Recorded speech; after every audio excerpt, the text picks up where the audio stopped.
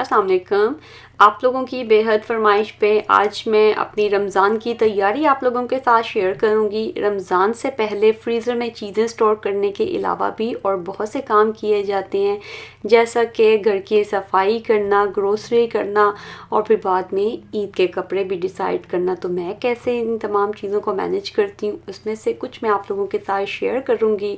Without wasting any time, let's get started.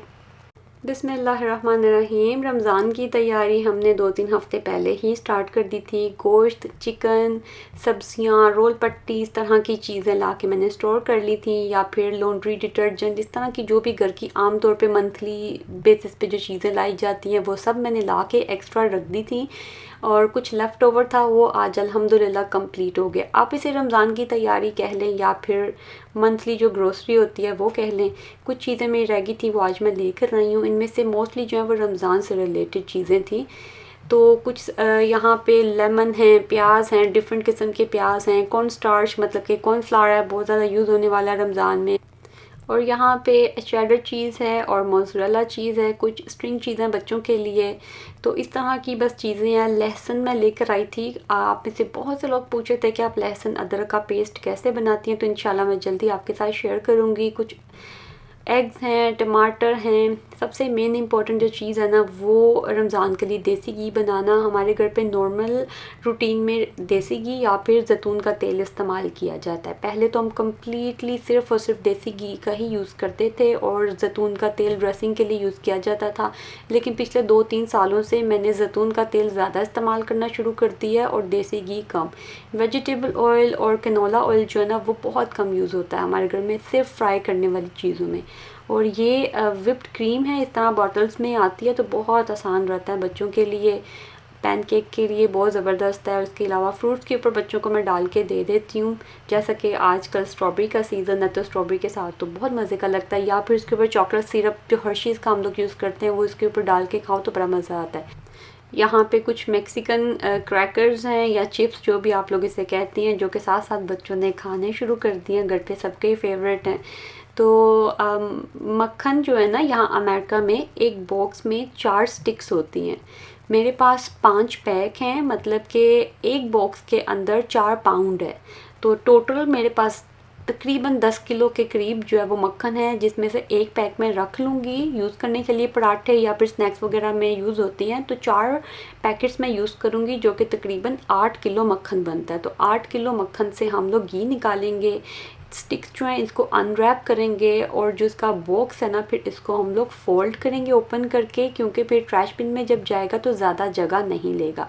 हमने recycle bin में डालने होते हैं इन चीज़ों को, गत्ते और कागज़ को, तो इसलिए मैं इसको फोल्ड करके अरेंज करके फिर रखती हूँ। ये देखें बहुत कम जगह लेते हैं। तो अगर तो आप इस तरह से स्टिक्स अगर आपकी कंट्री में नहीं मिलती तो हो सकता है आपको लगे कि छोटी छोटी सी स्टिक्स खोल के बनाना मुश्किल है, तो मुझे मुश्किल नहीं लगता, क्योंकि अब मुझे ये बनाते हुए 9 साल से ज़्यादा हो गए हैं। मैं इसी तरह से ही मक्खन बनाती हूँ। जैसा कि मैंने कहा कि हमारे घर पे A to Z मक्खन का ही यूज़ किया जाता था।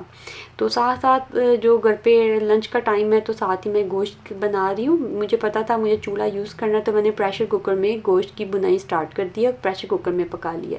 तो मक्खन जो है मैंने 2 देचकियाँ बना ली हैं इसकी, और मैं इसको मीडियम हीट पे कुक करूँगी जब तक कि ये मेल्ट ना हो जाए। मुझे मेरी क्योंकि काफ़ी सालों की प्रैक्टिस है, मुझे हीट एडजस्ट करनी आती है, इसलिए मैंने इतना ज़्यादा मक्खन डाला है देचकी में। और जैसे जैसे मेल्ट हो रहा तो कुछ स्टिक्स बच गई थी वो भी मैं डाल दूँगी। थोड़ा सा पेपर साथ में चला गया, इसको निकाल देंगे।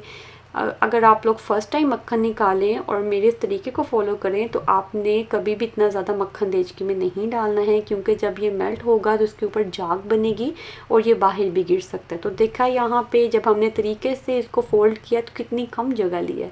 साथ साथ किचन में सफाई चल रही है, जो चीज़ें मैं लेकर आई थी, जो ग्रोसरी की है उसको भी समेटती जा रही हूँ। हम लोग नॉर्मली ब्राउन शुगर का यूज़ करते हैं, लेकिन ये जो वाइट शुगर है इसको मैं बेकिंग के लिए यूज़ करती हूँ। केक और कुकीज़, मैं बहुत सारी चीज़ें घर पे ही बच्चों को बना के देती हूँ। कोशिश यही होती है कि ज़्यादातर घर पे ही चीज़ बना के दी जाए बच्चों को। तो बेकिंग के लिए वाइट शुगर यूज़ करती हैं और रेगुलर बेस पे हम लोग यहाँ पे ब्राउन शुगर का इस्तेमाल करते हैं। तो मक्खन पे मेरी पूरी नज़र है। मक्खन की हीट बिल्कुल दम वाली कर दी हुई है, क्योंकि साथ साथ मुझे बाकी काम भी करने हैं और मक्खन मैंने एक देचकी में काफ़ी ज़्यादा डाला हुआ है। तो अगर आप लोग फ़र्स्ट टाइम बनाएं तो देश की आधे से भी नीचे रखनी है आपने मक्खन की, क्योंकि इसके ऊपर बहुत ज़्यादा जाग बन जाती है, या हीट आपने बिल्कुल कम रखनी है।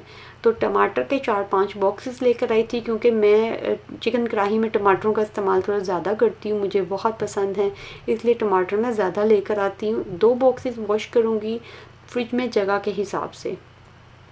जब ये ख़त्म हो जाएंगे तो फिर बाकी के वॉश करके कंटेनर्स में स्टोर करूँगी। टमाटर जो हैं वो दिखने में बहुत साफ़ लगते हैं, लेकिन जब आप इसको इस तरह बास्केट के नीचे बोल रख के वॉश करेंगे तो फिर आप देखिएगा कि इसका पानी काफ़ी मैला होता है। यहाँ पे आप चेक करें, देखने में लग रहा था कि टमाटर बहुत साफ़ और शाइनी शाइनी से बड़े खूबसूरत लग रहे थे, लेकिन इनको वॉश करें तब पता चलता है। तो ये स्पेशली मैं दिखाना चाह रही थी, क्योंकि काफ़ी सारे लोग अब कमेंट्स करने लगे थे कि आप सब्ज़ियाँ वॉश नहीं करती हैं, बिना वॉश किए यूज़ करती हैं। वो इसलिए आपको लगता है क्योंकि मैं सब्ज़ियों को वॉश करके ड्राई करके फिर उसको फ्रिज के कंटेनर्स में स्टोर करती हूँ। तो जब मैं उसे यूज़ करती हूँ तो वो ड्राई होती हैं, तो आप लोगों को लगता है कि वॉश ही नहीं की।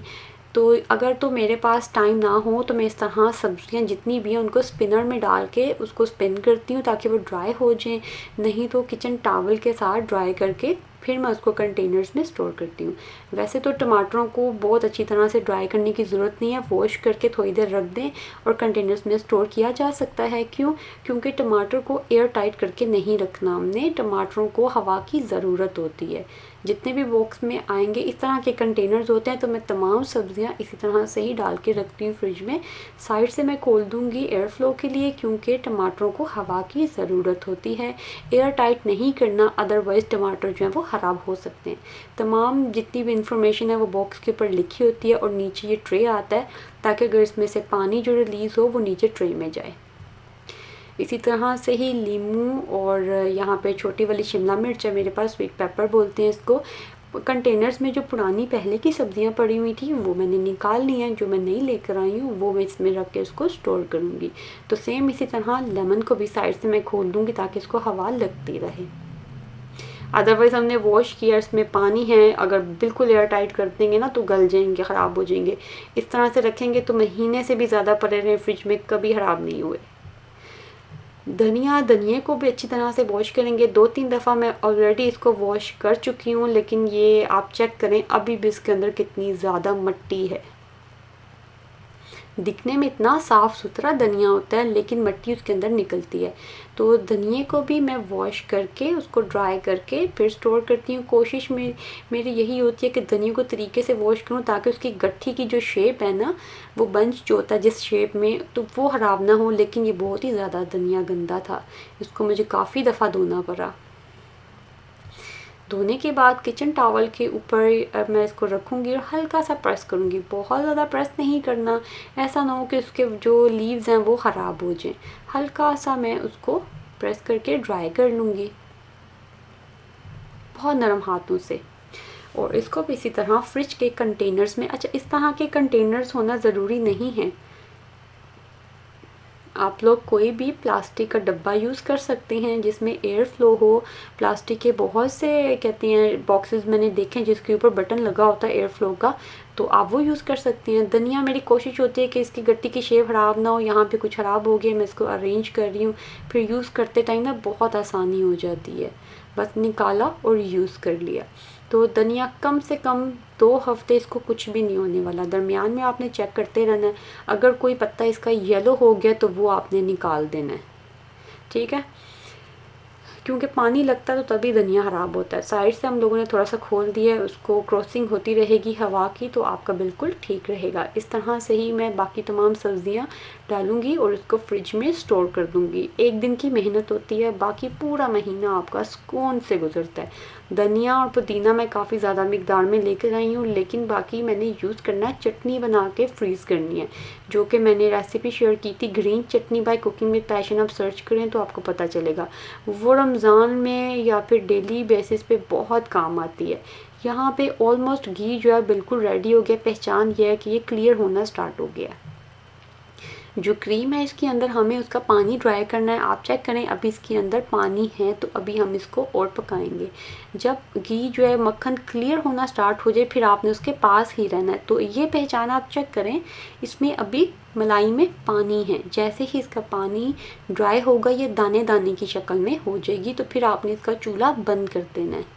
क्योंकि मक्खन के अंदर इतनी ज़्यादा गर्माइश होती है कि वो अपनी ही गर्माइश में जो इसकी क्रीम है वो ब्राउन होना स्टार्ट हो जाएगी, बर्न होना स्टार्ट हो जाएगी। तो देखिए पानी ख़त्म हो गया, अब ये दाने दाने से रह गए और ऊपर जाग जो थी वाइट कलर की वो ख़त्म हो गई है। तो ये इसकी पहचान है, चूल्हे से हटा देना है। इसी हीट में ही ये बिल्कुल ब्राउन हो जाएगा नीचे से। अगर अभी हम इसको चूल्हे पे रखेंगे तो फिर ये जल जाएगा बहुत ज़्यादा। जो छोटी वाली देचकी थी वो रेडी हो गया है, ये बड़ी वाली जो है ये अभी भी पक रही है। तो इसको भी मैं इसी तरह से पका के ठंडा कर लूँगी। ये देखा आपने, ये क्लियर होना स्टार्ट हो गया ना, तो इसको भी मैं चूल्हे से उतार दूँगी।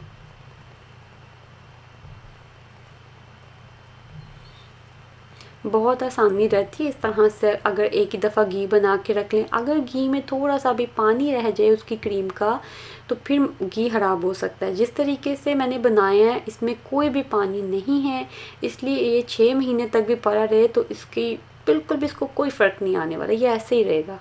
जैसे पहले दिन आपने बनाया ना 6 महीने के बाद भी ऐसा रहेगा। लेकिन अगर क्रीम में पानी है और आप इसको जल्दी उतार देते चूल्हे से तो फिर पानी की वजह से वो उसको फंगस लग जाएगी और वो ख़राब हो जाएगा।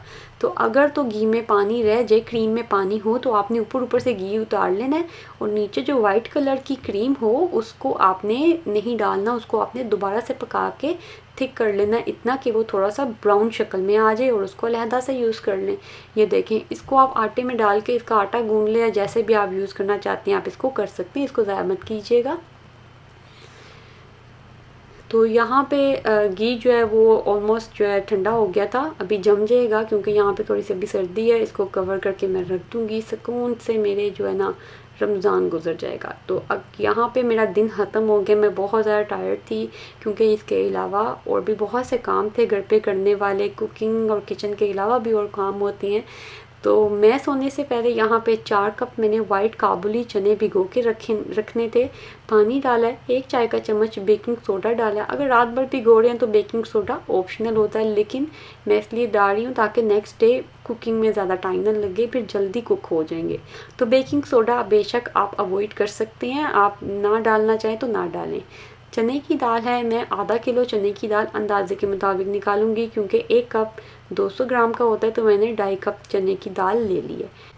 इसको अच्छे तरीके से वॉश करेंगे और कवर करके इन दोनों चीज़ों को सारी रात के लिए भिगो के रख देंगे। तो अब बाकी का काम अगले दिन करेंगे, तो उसके लिए आपको मेरी अगली वीडियो का वेट करना पड़ेगा। वीडियो अच्छी लगे तो लाइक करके शेयर कर दीजिएगा अपने फ्रेंड्स एंड फैमिली के साथ। And always remember guys, homemade is the best. मुझे अपनी दुआ में याद रखिएगा। खुश रहें, आबाद रहें, खुशियाँ बांटते रहें। अल्लाह हाफिज़।